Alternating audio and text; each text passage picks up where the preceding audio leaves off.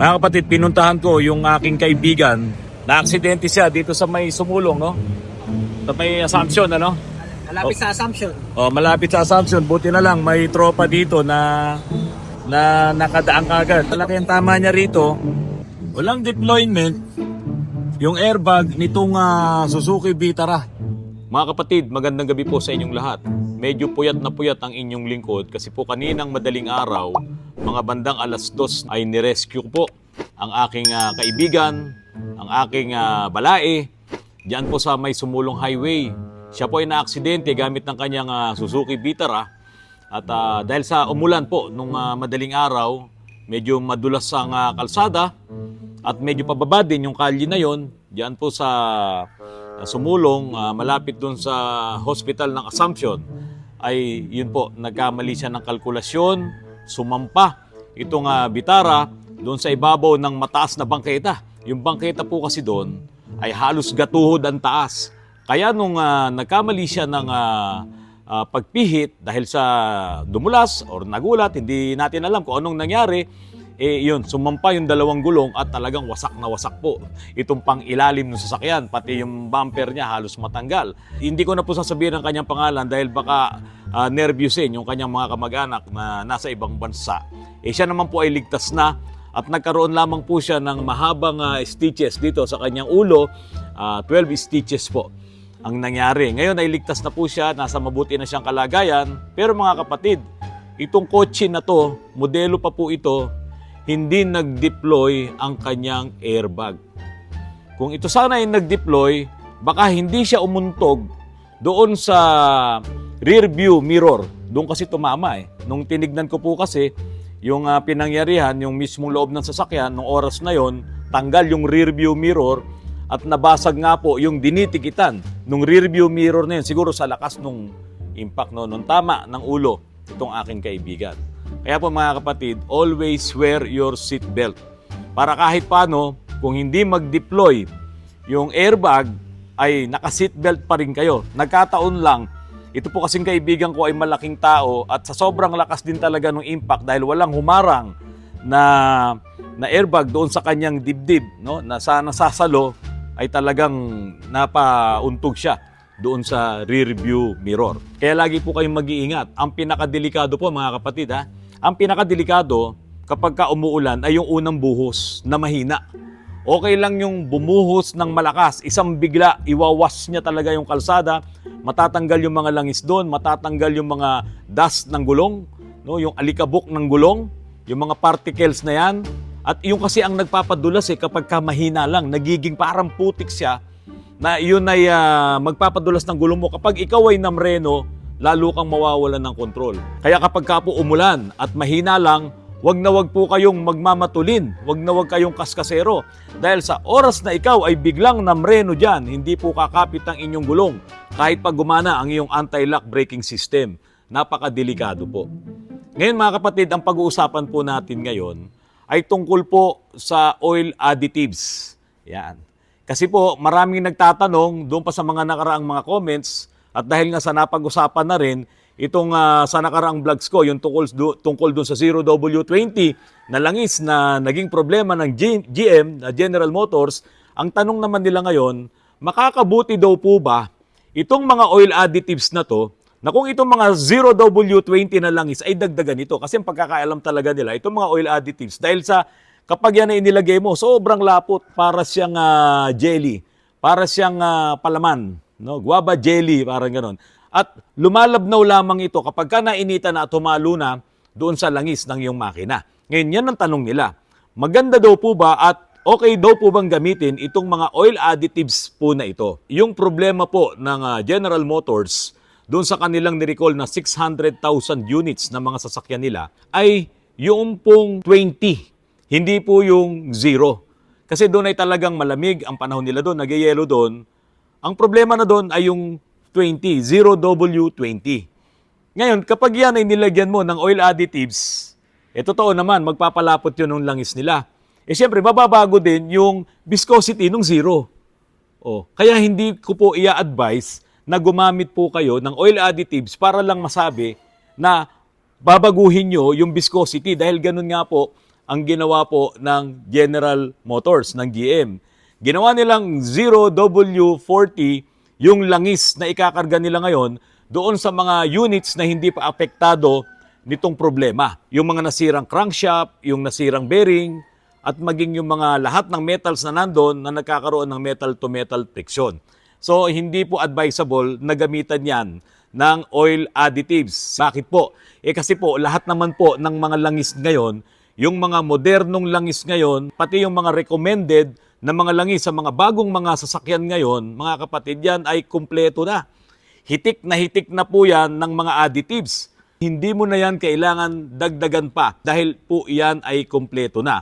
At isa pa, magbabago yung viscosity niya. Ngayon, pagdating po kasi sa langis ng ating mga sasakyan, kahit sabihin mong luma pa yan or kahit sabihin mong bago ang iyong sasakyan, mayroong mga talagang specified na viscosity ang bawat makina.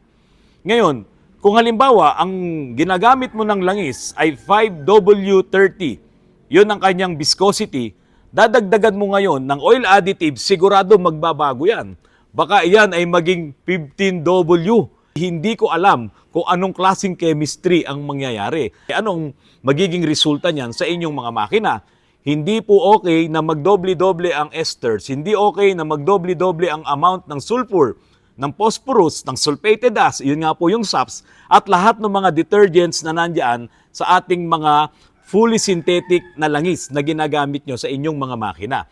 Kapag nagdoble-doble yan, dahil nilagyan mo ng oil additives, hindi po yan mabuti sa inyong makina. Itong mga langis na to, itong mga fully synthetic na to, yung mga magagandang brand po kasi may mga fully synthetic na talagang never heard yung brand nila.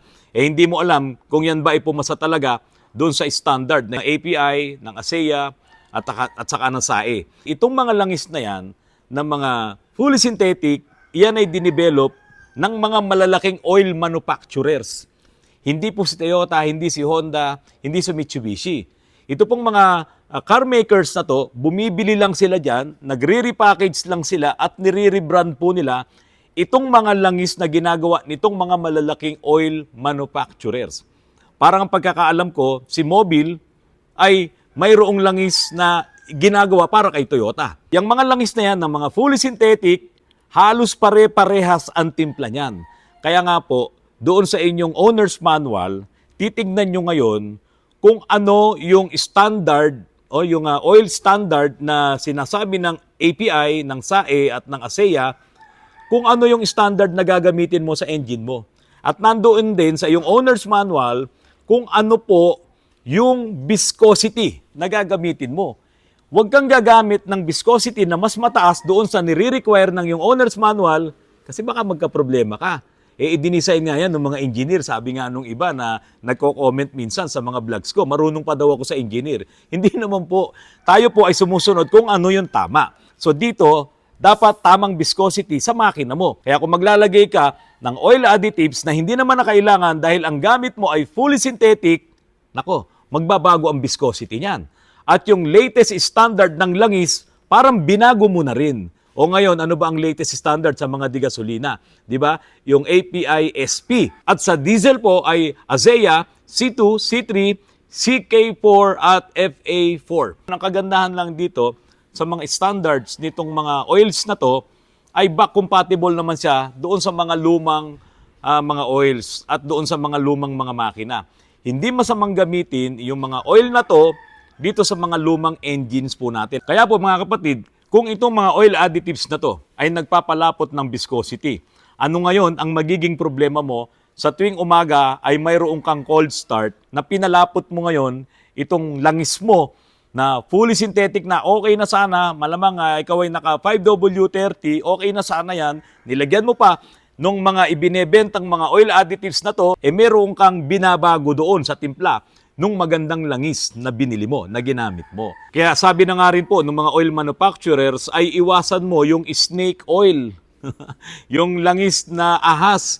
Yan daw po yung mga langis na walang kabuluhan. So wag daw po kayong bibili niyan.